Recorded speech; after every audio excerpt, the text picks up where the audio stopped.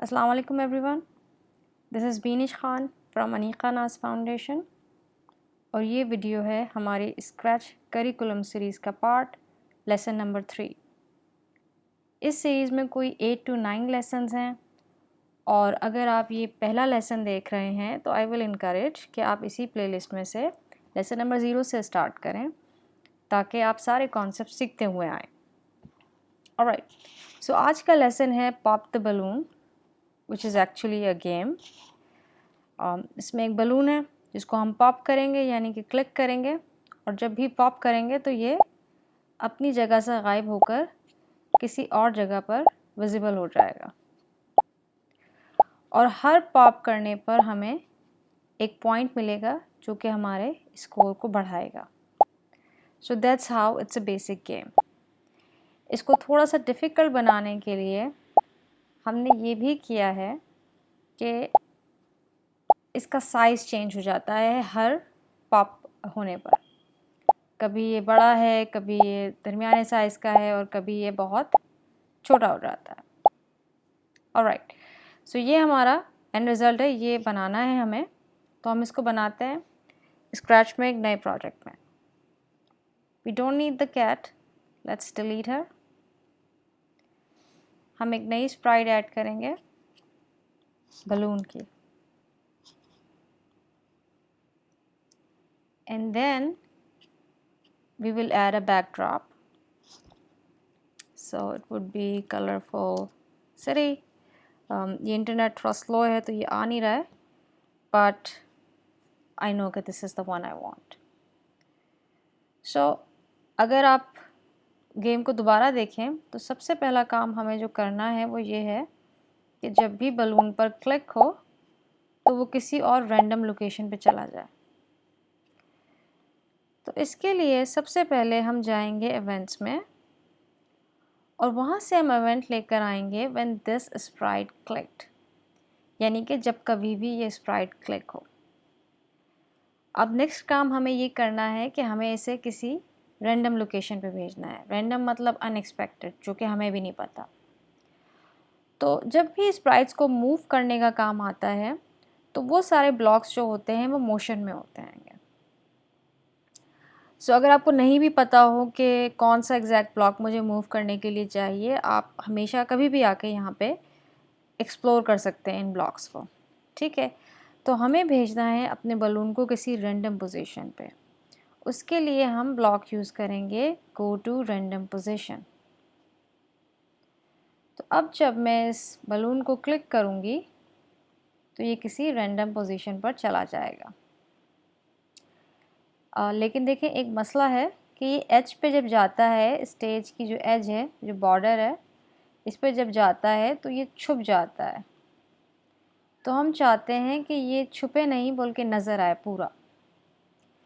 उसके लिए मोशन में ही एक बहुत इम्पॉर्टेंट ब्लॉक है, बहुत यूज़ होता है, इफ़ ऑन एज बाउंस, यानी कि अगर एज पर है तो बाउंस हो जाए। तो मैं वो यहाँ लगा दूँगी। सो अब ये एज पे देखें छुप नहीं रहा है, लेकिन ये थोड़ा सा टेढ़ा हो रहा है।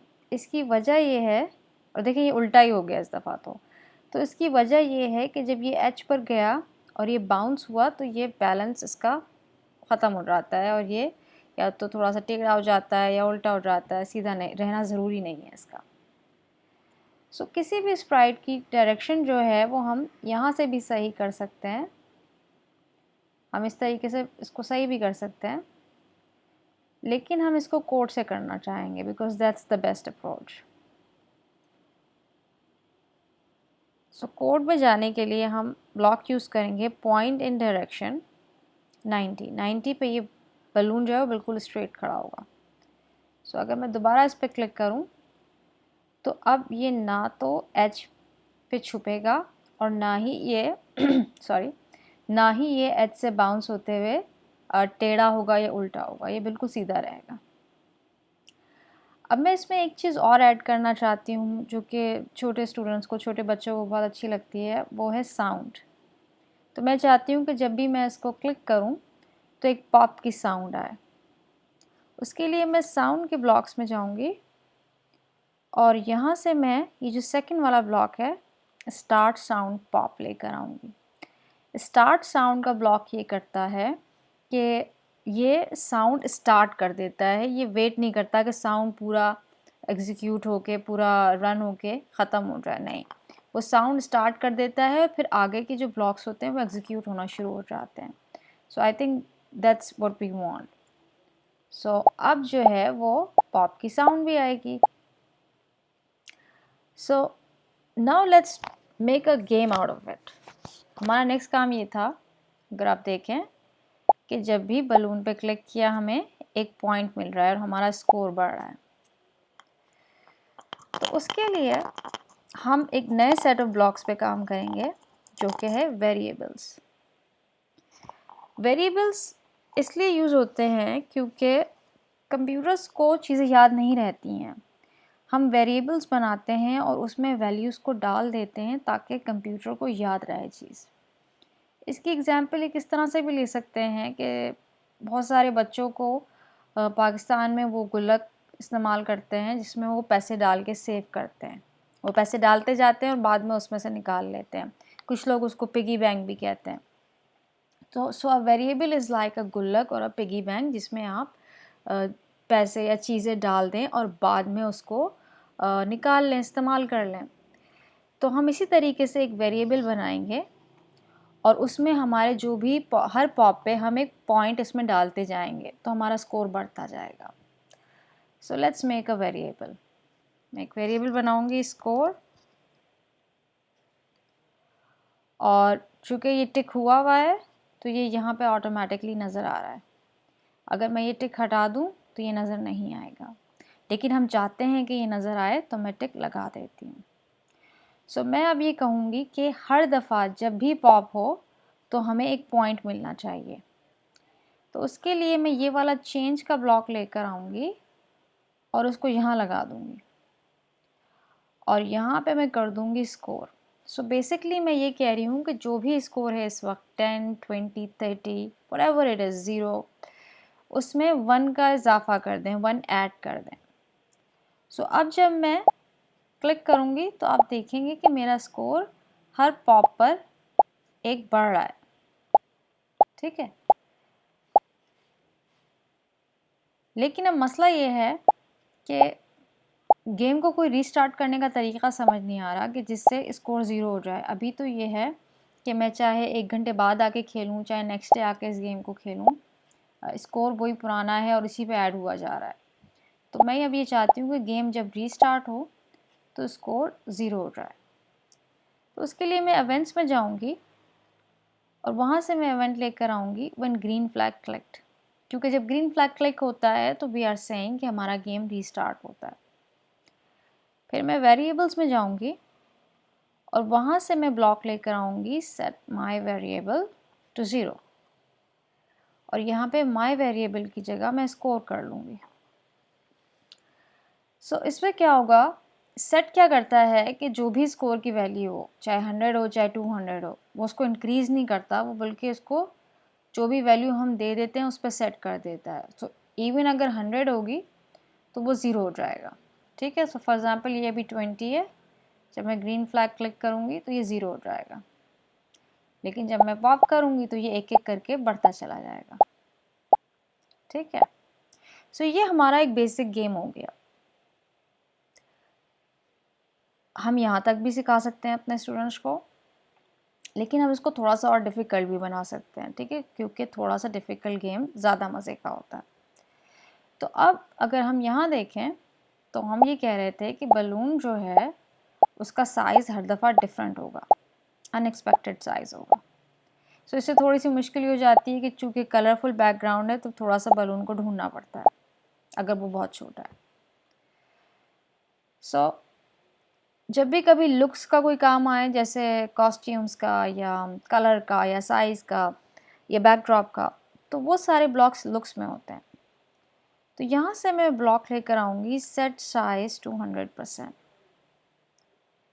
सो फॉर एग्ज़ाम्पल मैं इसको लगाती हूँ यहाँ पर।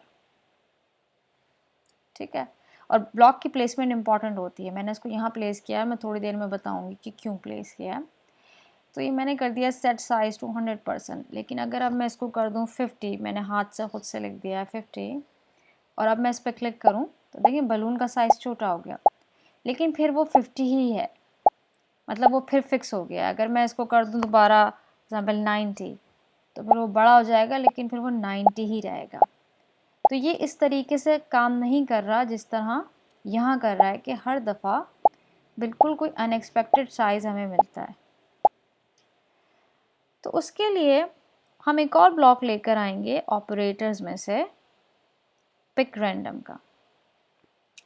पिक रैंडम का ब्लॉक क्या करता है कि जो भी नंबर्स की रेंज हमने दी होती है उसको, जैसे यहाँ 1 to 10 है, वो उनमें से कोई नंबर रेंडमली पिक करके हमें दे देता है। सो हमें भी नहीं पता होगा कि क्या नंबर आने वाला है।